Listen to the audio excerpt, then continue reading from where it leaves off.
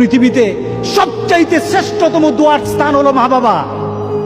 ওই মা বাবা যদি হাত পাতে আরশ পর্যন্ত পৌঁছে যায়, ওই মা বাবা যদি বদদুয়া করে, পৃথিবীর সব তীর সব টার্গেট মিস হতে পারে, কিন্তু মা বাবার বদদুয়া কখনো মিস হয় না, কখনো মিস হয় না।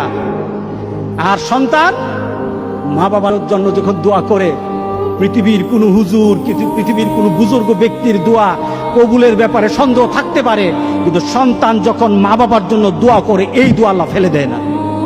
সুবহানাল্লাহ। কারণ মা বাবার এই দোয়াটা শিখিয়ে দিয়েছেন আল্লাহ সুবহানাহু ওয়া তাআলা, রব্বির হামহুমা কামা রব্বায়ানি সাগীরা।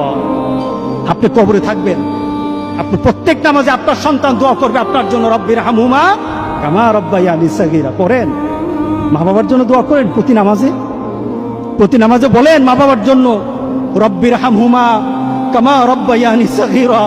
আপনি দোয়া করেন, দেখবেন আপনার দোয়ার কারণে আপনার সন্তান আপনার জন্য দোয়া করছে। আপনাকে আল্লাহ যেন এমন সুযোগ করে দেয়, এমন কুলাঙ্গার সন্তান যেন আমাদের সন্তানগুলো আল্লাহ না বানায়। সবাই বলেন আল্লাহুম্মা আমিন।